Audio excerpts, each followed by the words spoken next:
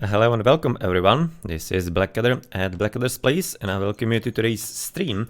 And we're gonna be beginning, one of the greatest tournaments in the whole of Age of Empires 2 history, and it's going to be Nations Cup 2023 edition, hosted by Huahuacoyotl, Akkal, enmipho, Paradox 303 and welcometorapture as the main guys, and of course plenty others, like for example HJFE, who is right now involved here in the game, who is as helping with the map scripting, same as for example T-West or Zetnus or maybe others.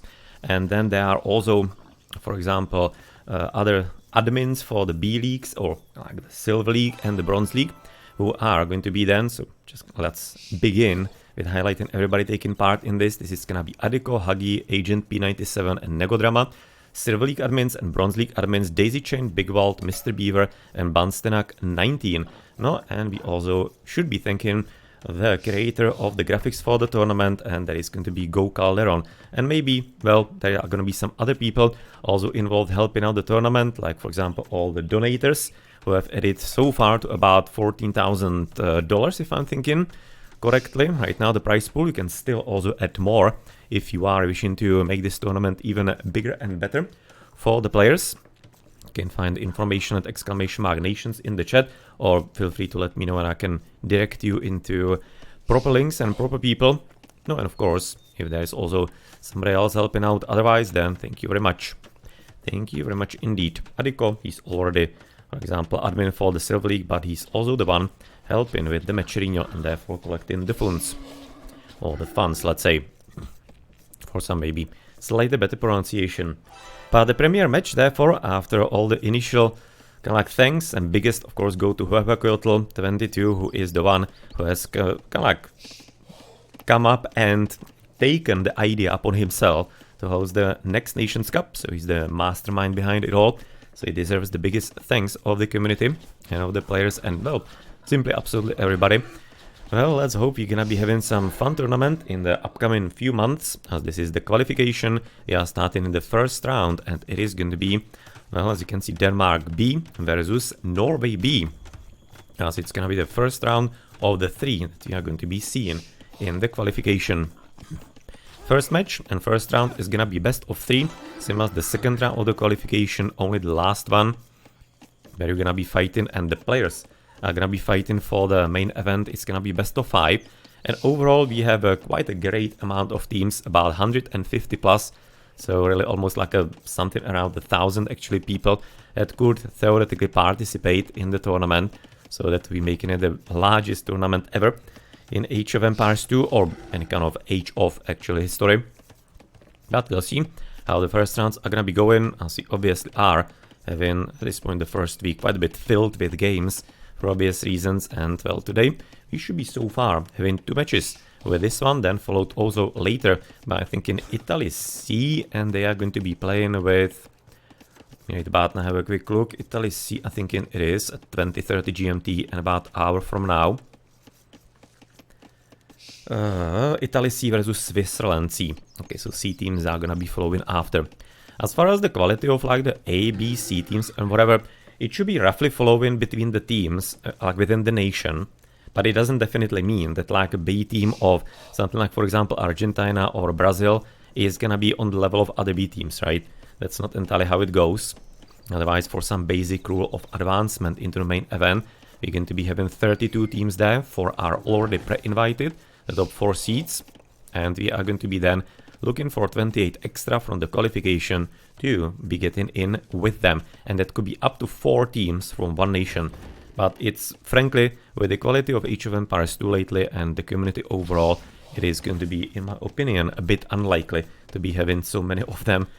And I think that even actually having 2 is gonna be a bit of a high achievement for the nations, because really the level has gone up, and the cosmopolitan spirit, let's say, is quite a bit increased over the past few years, and therefore we'll see how many nations are gonna be having a multi-clans or multi-teams rather in the main event.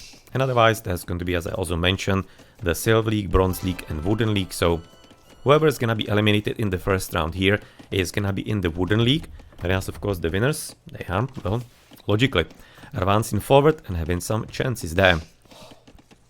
But as we are gonna be right now reaching the first feudal ages, let's therefore have a look around right now the civilizations, as that's going to be therefore for ThePantlessBird, that's gonna be Denmark B. He's playing with the Tatars, which is a fairly common civilization for Team Acropolis, which is gonna be the first map, and that is... I have the drafts, that is gonna be chosen by... I think it's by Denmark. Or rather, it's actually gonna be the neutral map, yeah, right. Yeah, that's gonna be a neutral map. Okay, let's maybe show the bands for the maps. For the civilizations, I guess you can be doing that a bit later. So, Arena chosen for Norway B, and Denmark B is chosen Arabia. Team Acropolis is the last one nobody complained about. You can see bands, kills, Spit, Two Rivers, and Golden Lakes.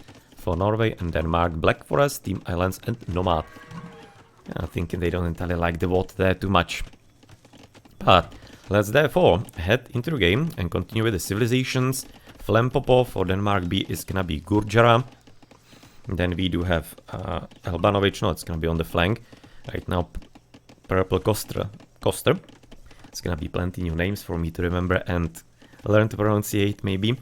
And that's gonna be there for Magyar, great civilization as well. And the last one is gonna be there for Han Elbanovic. On the flank could be maybe cavalry archers, we'll have to wait and see what's going to happen with that. As for the other team, Norway B, we are having right now Knutan 96 playing with Japanese. It's a bit uncommon, especially since he's not going for the water. For example, in the show match we have streamed yesterday between Finland B and Sweden. So we have a bit of a kind of like a Norse theme for yesterday and today. Then they were playing for water Genji in that. It was quite a nice beginning. With the Japanese making more sense, I guess. Or would be making more sense. And HJFE from the VLNS clan, might know that from RTS League, is playing with the Khmer. Nope. With the Spanish, so it's gonna be fast cast into Conquistadors. And well, Inoue 29 is gonna be playing with the Chinese as the flank here.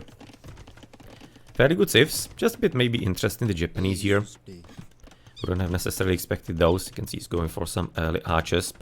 No, we're gonna be expecting some early gameplay in my opinion. Or will we? Well, that's a really big question. As I was streaming the show matches, then we definitely had a bit of a certain meta, where it mostly was about feudal age warfare, then castle age, and wasn't too much about faster castles. So therefore, I'm gonna be really curious if maybe that's gonna be changing as the tournament is going to be somewhat progressing, or what exactly is going to be the plan. But currently already do have Flempopo with quite a solid amount of scouts, and he's gonna be ready to right now raid into the opposing side, which theoretically could be the same also for Nope from right now Norwegians. You can see they're gonna be already up there. Whereas well all the way here to the right, that is going to be Koster already coming in with the Magyar Scout Cavalry having the extra attack. But it looks to me that actually the wall is well in place for Norway. It's gonna be a hole, but I think it's purposeful. This. So obviously gonna be taking still a bit more work right about now to deal with and play properly with, unfortunately right about now. Yeah, I might not be entirely having enough time for that. As you can see through the right, that's going to be there for Elbanovic with scouts, which is at this point, no, still doesn't have to be meaning it's not gonna be cavalry archers from the Han, but it's, you can say there's some idle time in there for Knutan. It is going to be at this point maybe a bit more likely he's gonna be a cavalry civ therefore. Yeah, so obviously Flempopo is gonna be the same with the Gurjaras on his team. No, but they do have the Magyars there. So in my opinion, it could actually be resulting into, looking at the whole here, it could actually be the switch into the cavalry archers to be making good sense, frankly. And usually the Huns are kind of utilized that way. So I'm thinking it would be probably making good sense gameplay-wise for them. No, but nonetheless, that's gonna be quite nice breach right now by the Danish into the enemy base. So well done on that. And well, it's going to be not only yellow, but also, no, basically, everybody joining in. But with the fast castle already down from HJFE, he is going to be apparently well in time for some first knights. He's the Khmer, so of course, easy early advances, and will be also having right now the second TC quite a bit early here. Wondering if there's going to be a third one. Theoretically, yes. He's having plenty of wood, so seems to be aiming for that somewhat. But currently needs to be definitely focusing a lot more onto the defensive. Bloodlines only on his upgrades. Whereas for the opponent is gonna be the Gurjara having the defense. Maybe slightly getting ready for something like the Sherivamshas possibly. Maybe could be a thing, as he's also gonna be having some counter raiding though at this point by, you can see right now, yellow, onto yellow by blue. Is he stuck in?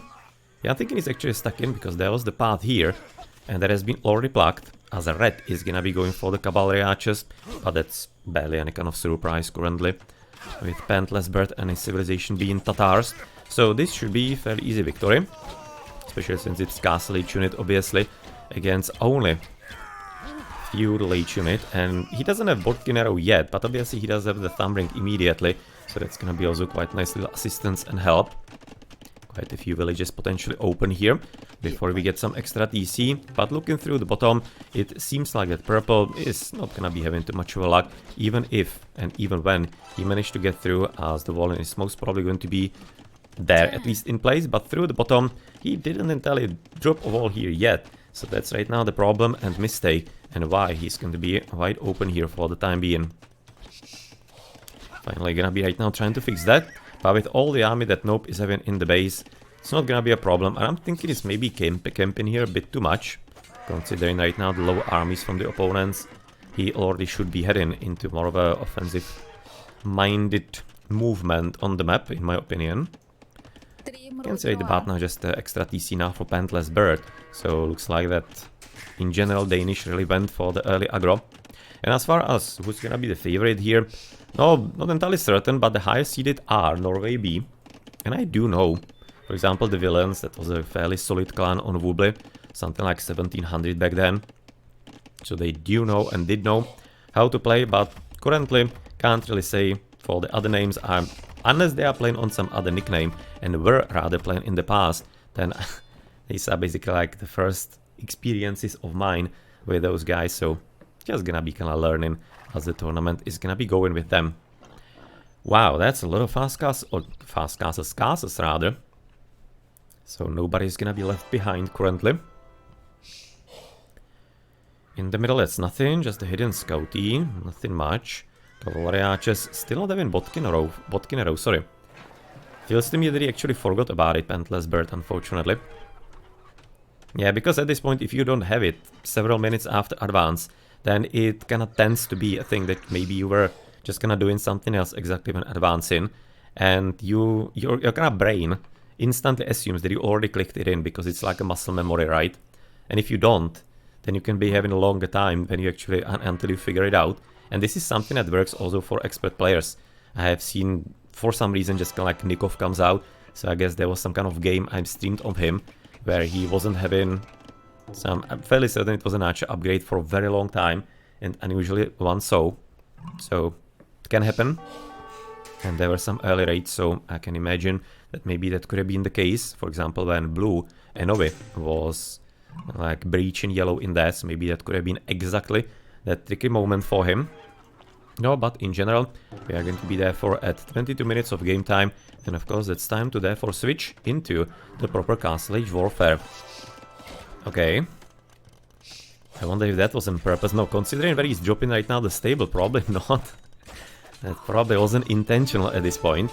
So that's a sad news at this point, and maybe the game is gonna be slightly turning towards right now the Norwegian players, who at this point, based on the score, that's very little difference in that so far. Nothing really too important or legit. And yet, there's the switch for the Hun into the cavalry archers. He does a Bodkin arrow. Yeah. ThePantlessBird, right now we figure out he actually doesn't have the upgrade. Good. At least it's not gonna be taking the whole game. That's one of the more important parts of it all. That he's gonna be at least able to get it before it's gonna be coming to some serious engagements. So I'm thinking he's gonna be quite a bit fine here. No, and in case you were interested, there are some other streams. When I was starting, I saw two of them. One is streamed by elbanovic TV as a POV, but he was having stuck actually draft in that, so I'm not sure if he has already fixed that. But maybe you can just kind of enjoy the Danish team communication if you wish. And then there was a Norwegian casting, and I legit right now don't know what the stream was. Just for fun something. So if you're gonna be looking into the Twitch streams, you're gonna be able to find him. He's having a few viewers in there. And he was if I'm not mistaken, having Norwegian as the language in there, so if you want to be enjoying in your own national language, or you simply speak Norwegian, then feel free to head there, and maybe even somebody else is already picking up the stream as well for the premiere of Nations Cup 2023. Okay, so this is gonna be quite a bit of fun. You need to be moving with the cavalry archers, please. You are not made to be standing still against the crossbowmen. You do have good hit points and whatnot, but you do have a bit lower attack, so therefore you theoretically might be a bit better off if you're gonna be forcing the opponent to miss you. So that could have been theoretically played slightly better. As you can see in the front, that was... it was grey, right? Yeah, it was grey archers for the Japanese. Losing a few of them. Didn't seem like too much of a high number, frankly.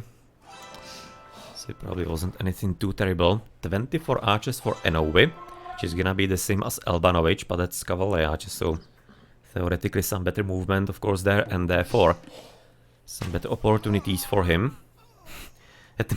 Mistake archer, I'm very certain that was a misclick from Orange. Just a spearman looking where to potentially go. Village is going with escort, and is that going to be an extra TC? Now we have 2 here for HJFE, who's gonna be there for at 4 currently. No. That would have been better to be a TC exactly in that spot, so hopefully he wasn't too hasty and he's having some real plan. That's gonna be materializing maybe a moment later. Ballistics coming for Norway. It's gonna be fairly important. With the Tatar not having ballistics yet, so theoretically some dodging could be taking place currently for Norway. But yeah, the numbers are not entirely favorable for Norwegians. They will have to be falling back, especially with the Shrivamshas coming up. Very nice little maneuver in there by Flempopo, and he's gonna be there for murdering all the archers almost instantly. And this was a pretty terrible fight for Norwegians. Not entirely certain why they actually undertook it, because it was frankly evident from the start. Can't be affording too many mistakes like these. They really can't. So far, basically most of the battles have been going a bit better for Danish. So currently, for example, looking at the villages, we are going to be at 77 is interesting number for the Khmer for HJFE, but he was having the 40C, so that was somewhat actually understandable. So maybe he's gonna be the one to carry Norwegian soon. 15 military for him, 15 knights therefore. Then we do have Koster at 50 knights with the Magyars. Elbanovic 30 archers. That's gonna be ThePantlessBird at only 16 with the cavalry archers in there. No, and for the opponents, Knutan is gonna be at 28. Where is the army for him? At home? Yeah, at home. So you do have the cavalry archers apparently wreaking a bit of a havoc, but with the defensive right now, Castle for no. Defensive, no. Simply didn't have that much of other choice where to drop it, or even any kind of need or want to drop it elsewhere. Conquistadors are gonna be coming up, but so far that is... No, 27 units, and that's really all conks? He was having some knights, right? Yeah, he's having knights, okay. So that's a bit of a weird gameplay actually right about now. Shrivam's just diving under the TC for a bit of raiding, but it seems like the HJFE is gonna be on top of him. But to go back to the combination of the knights and the conquistadors, that's first quite a bit expensive, and second, I mean, like, you should be choosing one, because if you're gonna be having both, then neither of them is gonna be good enough. You're gonna be having lower amount of knights than your opponent. Conquistadors are really great, but nonetheless, it's gonna be a bit of a funny maneuvering with them, but theoretically, the extra conquistadors could be helping. But when you already see so many cavalry archers on the game, no, that's exactly quite a nice counter unit to those conquests, so... Or one of the nice counter units, so it's kinda hard to say, and maybe just would have been better to focus on the conquistadors having basically the same amount as those, and carefully kinda coordinating with your teammate, so that you're not gonna be caught somewhere alone against them, and at the same time, if you're gonna be having some actual fight against enemy, camels, knights and whatnot, they will be wreaking absolute havoc in there, because in the castle, well, knights do not entirely hold a candle to the conquistadors too much, of course. Okay, this is very nice right now for Danish. Looking so far quite a bit promising. What's the number of units for Nope? 29. Okay, so... Oh. There's not entirely enough camels, so he needs to be waiting for his teammate. But HJFE is gonna be also in place, and even some spearmen apparently from earlier for Nope. Oh man, Jesus Christ, just a bit better coordination. This was basically like 2 versus 1 for Denmark, and right now it's gonna be the same one against Steel. If they just slightly better coordinate the Norwegians, they did have the numbers in my opinion for quite a great win. Right now it's going to be somewhat of a draw maybe. Looks like it probably the bottom team is gonna win because of the archers here. But nonetheless, this should have been much better coordinated by Norwegians, and they could have gotten a really big victory out of it. Right now it's a bit of a Pyrrhic one slightly. Kinda akin to slightly a draw, to be honest. Really high losses in there for the Knights and even the Conquis. Well, at least they did survive. That's, I guess, the important part of it all. Just in forward TC, but I guess trying to block the resources already. And it seems like so far nobody is entirely collecting the relics yet, as we getting ready with all the scouting, just in case there are some kind of specific plans for the opponents. And apparently even team balling is gonna be coming up, just to make sure the trade is also going to be quite a bit safer. Okay, so first Imperial Aegis will be also coming at 35 minutes of game time already. And that's going to be Knuta 96, the Japanese. Oh, better be careful. With this kind of army, with so much cavalry around, I wouldn't be wanting to actually travel alone here too much. It's asking for trouble. No, and the next Imperial was blue, and Norway. So basically double Norwegians. And then it's gonna be also HJFE, so triple Norwegians. That's a quick Imperial Age for them. Looking at the echo, HJFE just gonna rule in here with 131. 102 is gonna be Flempopo as the second best in the game. And the best for Danish. But otherwise 80s to 90s. And that's pretty much for everybody. So yeah, just the difference between HJFE and Flempopo is fairly serious. So we'll see if AJ is gonna be able to turn it into something more serious.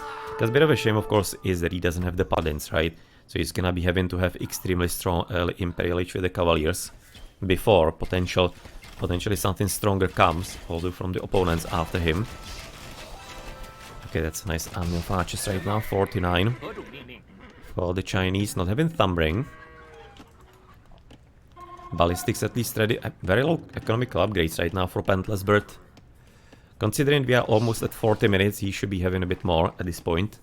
It's getting dangerously low. For example, Elbanovic is working on handcard. Thumbring, as we mentioned, for Norway, for blue. And it seems to be so far it, with few economical upgrades also for Koster. AKA the purple player in the game. There's something also moving on the right so far. It seems like it's gonna be some orange clash with purple, teal and grey, but so far I don't want to be leaving this battle exactly. 31 against 47, 13 Conquis, and against right now about 10 Camels. The Shrivamshas are a problem here. Like a serious one, because they of course at this point are countering Conquistadors, archers, everything. So this is not looking too awesome, but this is going to be looking a whole lot better. And it looks like that anything that was going on to right is already over. I think there was a bit of raiding by teal, but didn't seem anything entirely too serious yet. So it wasn't worth it to even have a look at. But Arbales are in. That's gonna be an important part. And right now the Imperial is gonna be very first one for the opponent for Flempopo. And actually even the fourth Norwegian, Nope, is gonna be right now advancing. So really so far damn well played by Norwegians as far as the Imperial Age push. So we'll see if that's the one. That might be, and that would be, actually changing the whole progress of the game. Okay, I'm gonna play maybe a bit slowly here on the right flank. Thinking that's maybe a bit more careful Elbanovic than he needs to be. Should be a bit more active, especially with something like Cavalry Archer. Because of the maneuverability, otherwise it seems like that everything is mostly walled off currently. Would be like maybe some more defensive setup, potentially either castle, maybe some towers. I'm thinking it wouldn't be such a terrible thing to have. Now, so another group of orange is gonna be there on the left. No, and seems like we're gonna be heading into a big battle. Imperial Aegis, Denmark B, trying to catch up so far. Already trade starting for Knutan for Norwegians. As he's gonna be also getting the second cavalry arm rather. Or cavalry arch arm rather. And interestingly, actually we're gonna be getting even fortified wall for HJFE. So he just wants to be making sure that through the right, nobody is gonna be breaking through. Yes, economically this is gonna be, well, a bit hurt in Flempopo. Well, stone. Plenty of stone actually here. No, that's a bit question for him. He might theoretically want some chakrams down the line. Currently not really, but possibly down the line it could be a bit of an interesting unit for him. Okay, Rams coming for Norway. He's gonna be having some siege workshop here to the south then. Yeah. Okay, there he's gonna be coming in. No, and this is gonna be resulting into quite a good push and really almost impossible to stop in my opinion for Denmark. But all the way here to the top, this is gonna be all about some good maneuvering, and really needs to be careful currently HJFE not to be getting lured too far away, because then suddenly the archers would be exposed to Flempopo and he could very easily demolish all of them at once. By the way, also right about now Grey can be looking for some opportunity here on the Willies. Oh well, if only actually he saw this. Just a bit too far away. There's gonna be some very good raiding in that. But let's therefore head into the red base, where we are already right now breaking through. And this is gonna be a bit of interesting, like a double wave and double break, right? Because you get in directly into red, but at the same time blue is also right now pushing from the bottom. So therefore, with effectively nothing here, he's gonna be having very easy time with green. And it's all about if maybe right now Knutan and HJFE are gonna be caught somewhere by some combined enemy forces. But frankly, so far it doesn't seem so, and they might be a bit more concerned about Grey, who did in the end manage to find the villages. Seems like most of them actually ran away into the castle. No, but Koster unfortunately is right now running into the same trap. Maybe just a bit of a missing communication, or rather, Orange maybe didn't think that Purple is gonna be going in this direction. And yeah, well, if you enjoy that villages, then you're gonna be having a good time right about now. But moving back to red base, it seems like that everything is at this point laid low in ThePantlessBird's economy. He's gonna be down to only 81 villages. Knutan isn't too much better at 90, but otherwise everybody else is somewhat okay. 110 approximately to 120, 30. So fairly good numbers. Nothing really too complicated. You can see missing still blastfulness for the Khmer. Not even researching that, but investing into trade rather currently. And looks like that we're gonna be getting cavalry upgrades for Flempopo, also for Koster, and then it's gonna be Bracer for ThePantlessBird finally. But yeah, well, he doesn't have that much of an army anymore. Or actually he does. Still 38 somewhere, but where the hell is the army? It's a bit harder to see, as currently I don't want to be necessarily leaving this position. There's a bit of a raid in by elbanovic to the right into Grey, if you look at the minimap.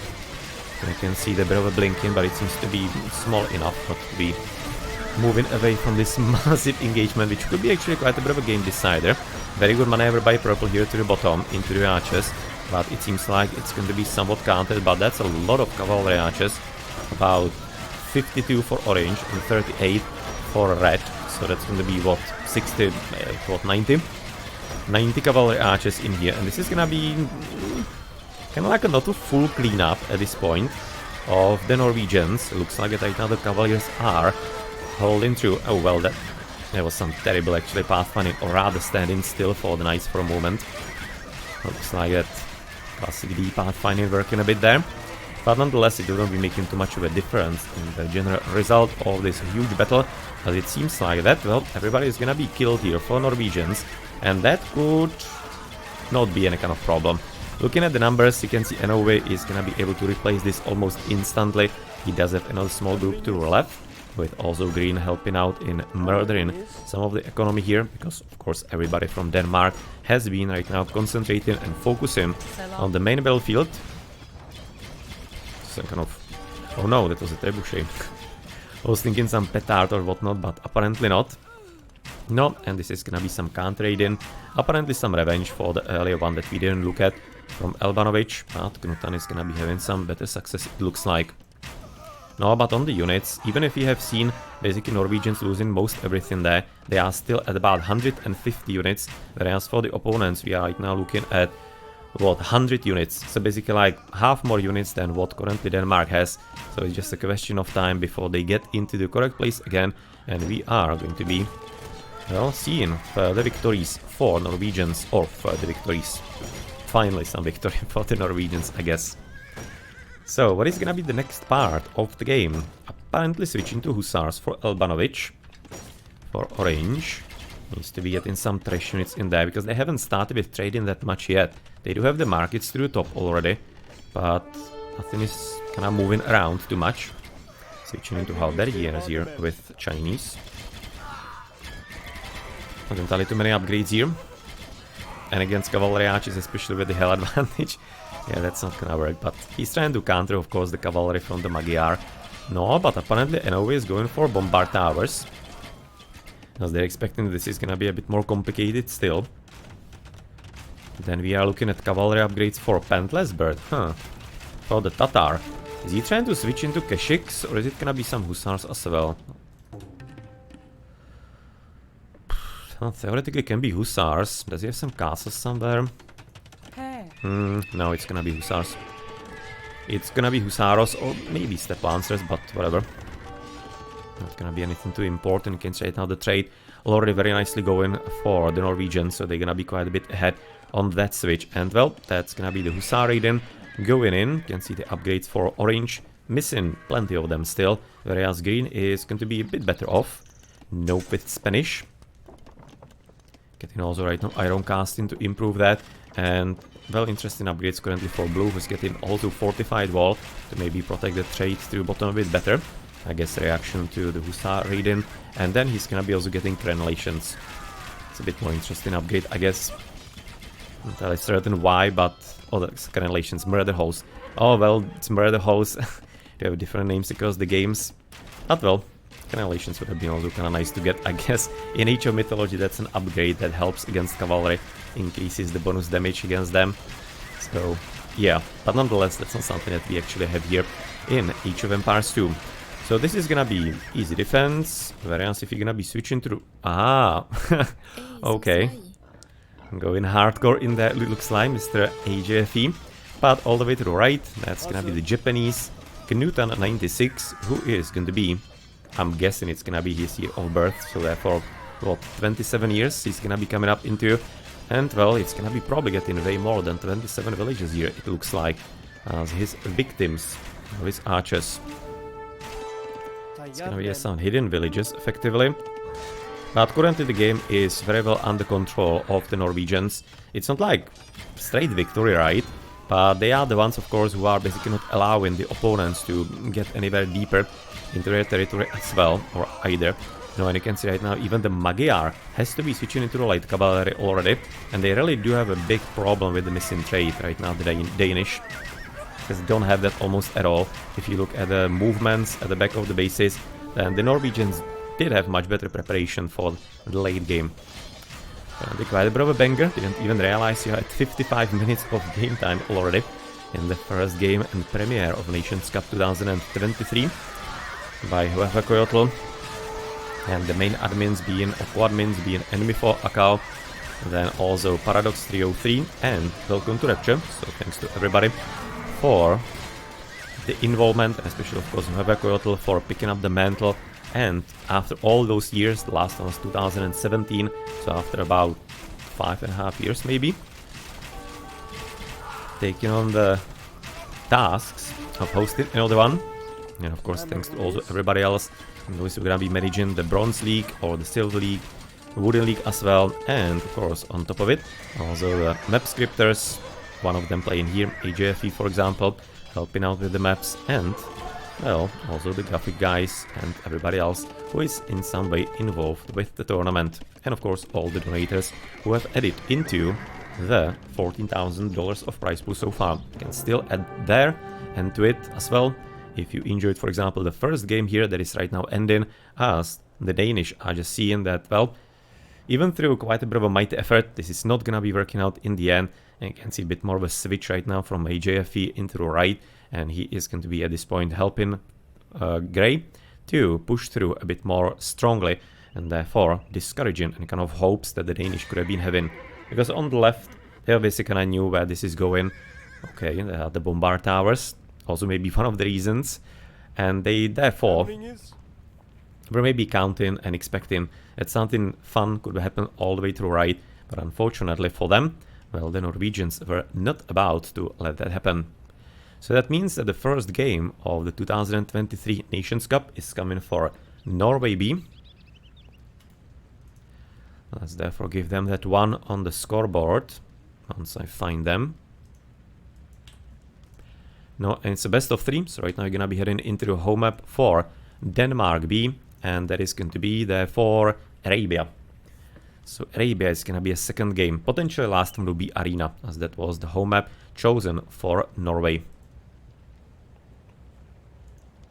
Okay, let's have a look at some upgrades at this point for a moment and some statistics. Looking at the Villageros, somewhat okay, obviously effects of the prolonged siege already showing for Danish. ThePantlessBird the most, of course, at 35 villages. You know, and the army is overwhelmingly higher and better for the Norwegians, but that was the case for a longer time, and even through that though, they were having quite a bit of a challenge to beat the opponents into submission. You can see some architects for HJFE in the end. Ballistics, for example, for Nope with the Spanish. Interesting choice. Guess the castles maybe, or whatnot. Maybe some towers, I don't know what you'll be actually trying to do in there, but nonetheless, let's therefore have a look at the upgrades. ThePantlessBird, the Tatar. Yeah, really low economy, unfortunately. They committed quite strongly into feudal and early castle, and the economy simply suffered for that. Otherwise, the military upgrades are not gonna be too terrible. For yellow, for the Han, he's gonna be somewhat okay. These are decent economical upgrades.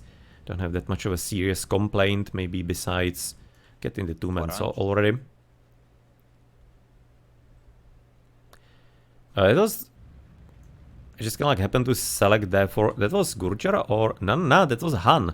I was just gonna select him probably... Yeah, right about now the skirmishes. So that was Elbanovic all the way through right. So right now for yellow, the Gurjara. I was kind of seeing that was weird. Again, bit lower echo. That's obviously gonna be catching up with you the longer the game is going to be. No, and for purple, the last one on the Denmark team. No. Oh, somebody forgot wheelbarrow here. That's unfortunately actually in such a long game especially. We're talking thousands of resources difference of the inefficiency, looking at the amount of farms, even though he had nice mills. But just this movement speed of the wheels, also on the wood lines and everything, it just does matter. That's a bit of a sad story. Looks to me fairly similar to what we have seen earlier with Botkin Arrow for ThePantlessBird. No, but you can see on the other side for the Norwegians, Nope wasn't too much better off. Also, no wheelbarrow the whole game. Damn. Not even, for example, gold. Usually you get that. For Conquistadors, it's a nice upgrade. Or, frankly, even the Knights. Right now, the Japanese, that's the right flank on the other side.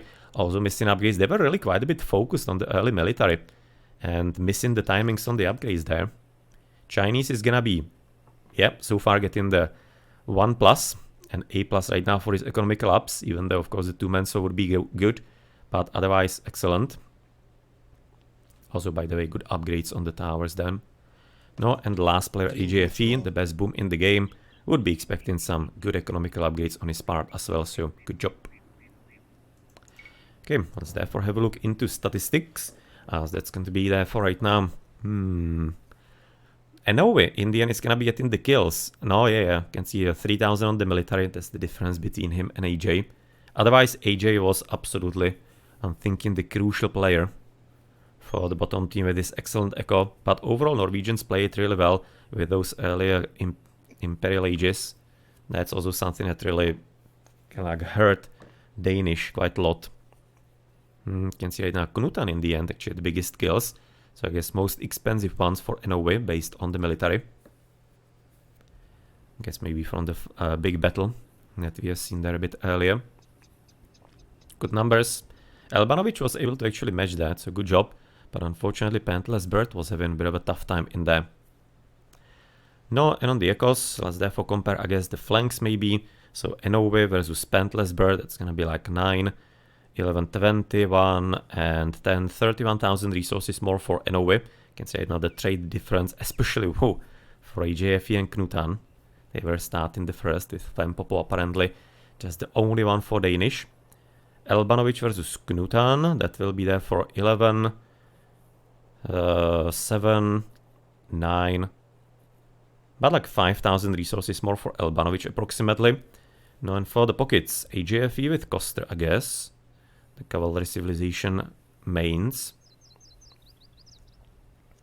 That's going to be 10,000, 14, and 15. So it's like 29,000 resources more for HJFE than Koster. That's a huge difference. No, and last one, Flempopo versus Nope. That will be 6, 8, 6, about like 6,000 more for Flempopo than for Nope. Somewhat okay difference. Nope was having that unusual combination of both conquistadors and knights. Still kind of thinking it to be probably better to just kind of choose one of them, and I think the conquistadors. But nonetheless, it seemed to be working for him all right. So who am I to complain, right? You can see Norway. Good researches, but he was switching also into infantry and the towers. So making sense, he's going to be having such numbers, and even managed to collect a few relics for a few minutes. GG.